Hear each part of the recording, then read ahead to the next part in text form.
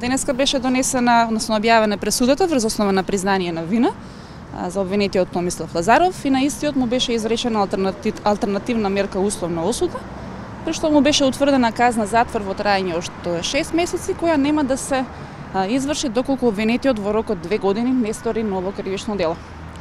За појаснување, за кривичното дело насилство од член 386 став 2, што му се ставаше на товар на обвинетиот, е предвидена казна затвор во траење од 6 месеци до 5 години. Фазата во која што обвинетиот Томислав Лазаров даде признание на вина, односно на почетокот на главната расправа, според кривичниот законник овозможува поблаго казнување.